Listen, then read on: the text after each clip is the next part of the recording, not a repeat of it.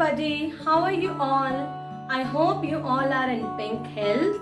So, I am here for the new chapter. Today we will start our new chapter. It's part 15, Ashuddhi Shodhan.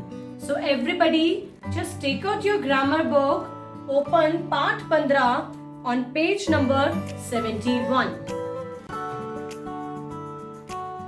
Let's start our new chapter. पाठ 15 अशुद्धि शोधन means correct spelling. Hindi भाषा में हम जैसा उच्चारण करते हैं वैसा ही लिखते हैं और जैसा लिखते हैं वैसा ही उच्चारण करते हैं। मीन्स बेटा जैसा हम बोलते हैं हिंदी में हम वैसा ही उसे लिख देते हैं और जैसा हम उसे लिखते हैं उसी के हिसाब से हम उसे पढ़ते हैं, उच्चारण करते हैं, उसे बोलते हैं। कई बार ध्यान ना देने के कारण हम अशुद्ध लिखते हैं। अशुद्ध मीन्स गलत लिख देते हैं।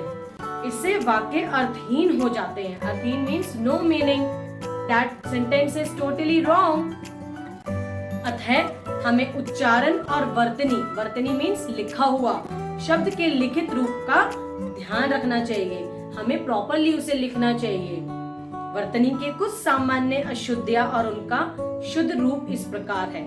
सो नाउ बेटा we will read this all the words कि उन्हें सही तरह से कैसे लिखते हैं और वो गलत तरह से कैसे होता है, बट उन्हें सही तरह से हम कैसे लिखते हैं। All right, and you all have to read after मी।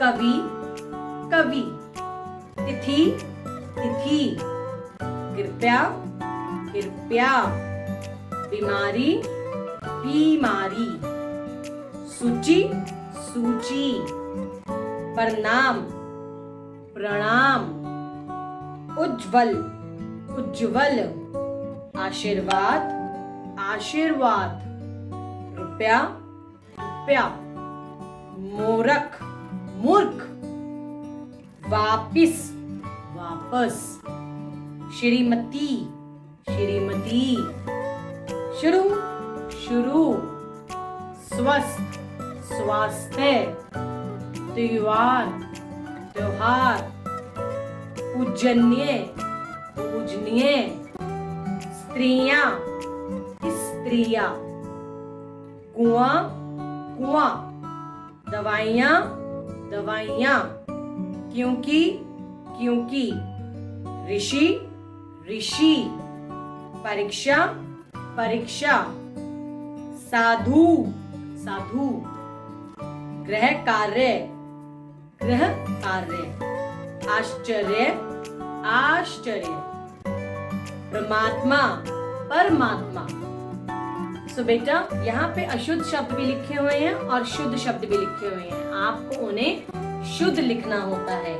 कई बार क्या होता है बेटा जब हम उन्हें पढ़ते हैं तो उनकी साउंड ऑलमोस्ट सेम आती है, बट फिर भी हमें बहुत ध्यान पूर्वक उन्हें सही करेक्ट लिखना होता है।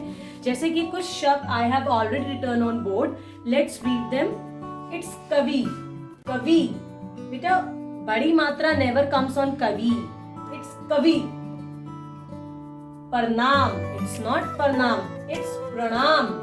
We have already done this chapter, प्रणाम। You remember that chapter in Hindi in part no, that sadhu wala sant wala chapter. In that chapter what he was doing pranam, not parnam. Shrimati, it's not Shrimati, Shrimati. Tyohar, it's tyohar, only single matra comes, not double matra, not aw ki matra. Striyan, it's striyan. साधु, it's not साधु, it's साधु, not बड़ा ऊ, it's छोटा ऊ। पूजन्य, it's not पूजन्य, it's पूजनीय। Understood? We have to take care of the few things, मात्रास, चंद्र बिंदु, छोटा ऊ, बड़ा ऊ, and we should write always शुद्ध शब्द। Now let's come to next page number 72। Now बेटा यहाँ पर कुछ अशुद्ध वाक्य दिए गए हैं, हमें उनको शुद्ध वाक्यों में बदलना है। बच्चे को काट कर सेब खिलाओ। इसका मतलब क्या बन रहा है? हमें बच्चे को नहीं काटना है, हमें सेब को काट कर बच्चे को खिलाना है। तो हम इसे क्या लिखेंगे सही तरीके से? सेब काट कर बच्चे को खिलाओ। मैं गरम गाय का दूध पीता हूँ। क्या वो गाय गरम जो होती है उसका दूध पीता है? नहीं, वो गरम दूध पीता है। तो क्या लिखेंगे हम? मैं गाय का गरम दूध पीता हूँ। मैं गत रविवार दिल्ली जाऊंगा। मैं आगामी रविवार को दिल्ली जाऊंगा। उसकी भाई को चोट लगी। उसके भाई को चोट लगी है। तेरे को क्या चाहिए? ये शुद्ध नहीं है, अशुद्ध है। तेरे को, वी डोंट से इन हिंदी तेरे को, हम क्या कहते हैं? तुझे क्या चाहिए? हम खाना खा लिए हैं। हमने खाना खा लिया है। यहाँ नहीं खेलो, यहाँ मत खेलो। आप यहाँ बैठो, आप यहाँ बैठिए। उसका माताजी बीमार है। उसकी माताजी बीमार है। मेरे को अपनी बात कहने दो। मेरे को इज अ रॉन्ग शब्द। मुझे अपनी बात कहने दो। ऑलराइट, सो बेटा हमें अशुद्ध वाक्य को शुद्ध पता होना चाहिए कि हमें उनको प्रॉपरली कैसे लिखना है और कैसे उनका उच्चारण करना है, मीन्स उनको कैसे बोलना है।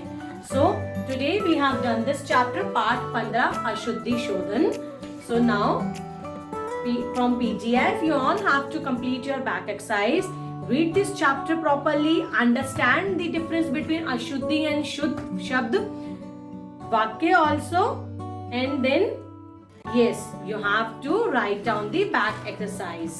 All right, so this was for today. We will meet in our next lecture.